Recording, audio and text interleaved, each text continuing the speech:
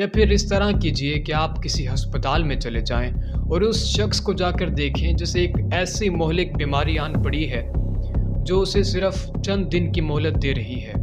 چند دن کے بعد اس نے اس دنیا سے رخصت ہو جانا ہے۔ حضور والا، ہم 20 سے 25 کروڑ افراد پر مشتمل ایک قوم ہے، لیکن اگر غور کیا جائے تو اس قوم کی مسکراہٹ گم ہو چکی ہے۔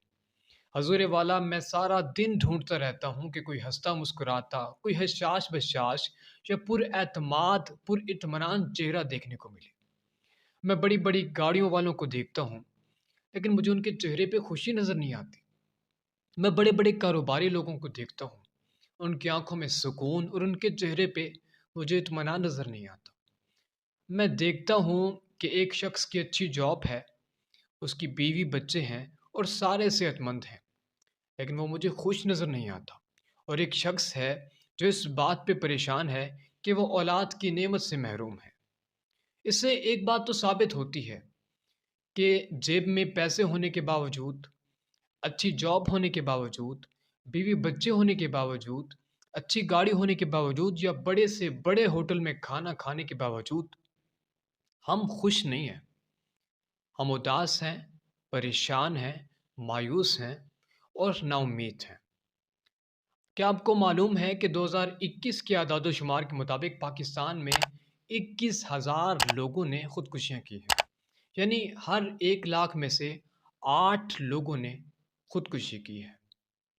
آپ ایک کام کیجئے، کل جب آپ آفس کے لیے گھر سے نکلیں تو رستے میں آپ کی آنکھوں سے کئی چہرے گزریں گے، کئی ریڈی بان گزریں گے، کئی سیکیورٹی گارڈ گزریں گے، کئی پولیس اہلکار گزریں گے، یا مزدور گزرے گا، یا مریض گزرے گا، کوئی بوڑھا ہوگا، کوئی بچہ ہوگا، کوئی جوان ہوگا۔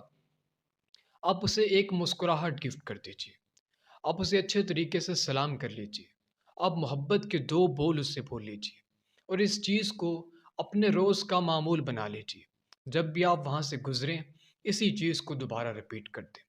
آپ 1 ہفتے یا 2 ہفتے کے بعد دیکھیں گے کہ وہ شخص جس سے آپ خوش ہو کر ملتے ہیں، مسکراہٹ گفٹ کرتے ہیں، وہ آپ کا منتظر ہوگا، آپ کا انتظار کرنے لگے گا، اور یہ آپ کا چھوٹا سا جو تعلق اس شخص سے بن جائے گا، یہ مسکراہٹ کا تعلق کہلائے گا، یہ اچھے اخلاق کا تعلق کہلائے گا، یہ مسکراہٹ کا تعلق کہلائے گا۔ اور وہ شخص آپ پر اعتماد کرنا شروع کر دے گا، بالکل اس طرح کہ جب کوئی صوفی یا درویش مراقبے کے لیے آنکھیں بند کر کے بیٹھتا ہے تو کوئی پرندہ آ کر اس کے کندھے پہ گھونسلہ بنا لیتا ہے، اور وہ پرندہ یہ سوچتا ہے کہ یہ شخص مجھے ڈیمیج نہیں کر سکتا، یہ شخص مجھے نقصان نہیں پہنچا سکتا۔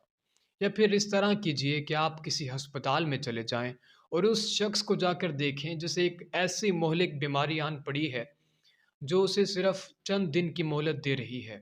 چند دن کے بعد اس نے اس دنیا سے رخصت ہو جانا ہے۔ اس شخص کے پاس صرف کچھ ہی دن باقی ہیں اور اسے بیڈ پر سویا ہوا دیکھیے۔ اس کے دماغ کو پڑھنے کی کوشش کیجیے کہ وہ کیا سوچ رہا ہوگا۔ یا پھر آپ جیل میں چلے جائیں اور اس قیدی سے ملیں جسے عن قریب پھانسی لگنے والی ہو۔ اس شخص کے ذہنی تصورات کو سمجھنے کی کوشش کیجیے، پرکھنے کی کوشش کیجیے اور سمجھیے کہ اس شخص کے ذہن میں کیا چل رہا ہوگا۔ کیا آپ کی مصیبت، کیا آپ کی پریشانی اس مریض سے زیادہ ہے جس کے پاس کچھ ہی دن باقی ہے؟ کیا آپ کی مصیبت یا آپ کی پریشانی اس قیدی سے زیادہ ہے جسے چند دن بعد پھانسی لگنے والی ہے؟ یقیناً یہ دونوں کام کرنے سے آپ کی پریشانی میں ضرور کمی ہوگی، اور آپ کو پتہ چلے گا کہ اللہ تعالیٰ کے کتنے احسان آپ پر ہیں۔ آپ 3 وقت کا اچھے سے کھانا کھاتے ہیں، آپ کو یہ ٹینشن نہیں ہے کہ چند دن آپ کے پاس موجود ہیں، آپ کو یہ ٹینشن نہیں ہوگی کہ چند دن بعد مجھے پھانسی پہ لٹکا دیا جائے گا، آپ کو یہ بھی فکر نہیں ہے کہ آپ کا کھانے کا بندوبست نہیں ہوگا، آپ کو یہ فکر بھی نہیں ہے کہ آپ آفس کس طرح جائیں گے، آپ کے پاس اچھی گاڑی موجود ہے۔ تو زندگی میں خوشیوں کو ایڈ کیجیے، ویلیوز کو ایڈ کیجیے۔ زندگی ایک مرتبہ ملتی ہے، آپ اسے مایوسی اور اداسی سے گزار دیں گے تو قیامت کے دن اللہ آپ سے سوال کریں گے کہ میں نے تجھے کتنی نعمتیں عطا فرمائی تھیں، لیکن تو میرا شکر ادا کرنے کے بجائے مایوس رہا، پریشان رہا، اور مایوسی ویسے بھی کفر ہے۔ تو انجوائے کیجیے زندگی کو اور مسکراہٹیں بانٹتے رہا کیجیے، اور ان لوگوں کے لیے مسکراہٹ کا ذریعہ بنے جو اداس ہے، جو پریشان ہے۔ کوشش کیجیے اپنے مال سے ان کی مدد کر دیجیے، ان کی آسانیوں کے لیے سبب بنی اور آسانیاں تقسیم کرتے رہا کریں۔ ملتے ایک نئی ویڈیو میں، تب تک کے لیے اللہ حافظ، اپنا بہت سارا خیال رکھیے گا۔